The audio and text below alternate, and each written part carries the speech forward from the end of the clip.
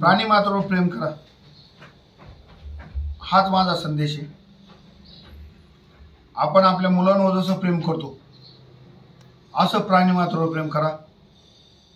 एक वेळेस मुलं आपल्याला दगा देतील, पण जे प्राणी ते दगा देणार नाही, ही माझी एक सरळ भावना आहे।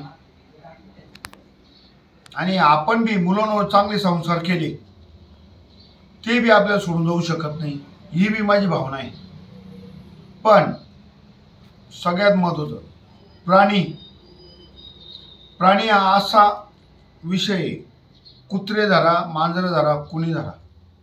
आता माझ्याकडे 2 मांजरं मळ्यात आहे आणि इथं 6 पिल्लं आहे। यांच्यासाठी माझ्या जे पर्यायाने माझे प्रयत्न होते मी ते करू राहिलो।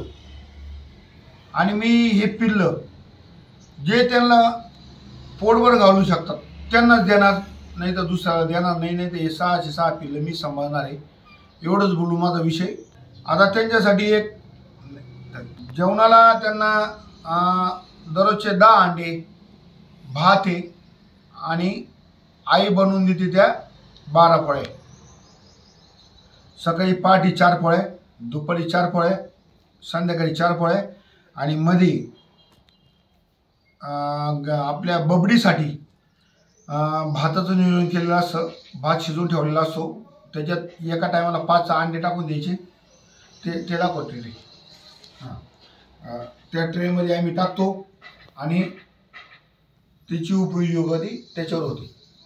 आणि यांच्यासाठी एक सेपरेट रूम ठेवलेली आहे का इकडे याच्यावर गेल्यावर रस्त्यावर गेल्यावर नंतर त्यांचा अकाली मृत्यू होऊ नये म्हणून आपण त्यांच्यासाठी ही सेपरेट रूम काढलेली आहे।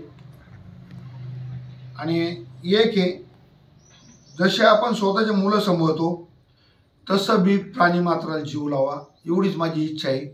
याच्या पलीकडे जास्त बोलत नाही। प्रेमाने साईराम, बाबा बोलतो।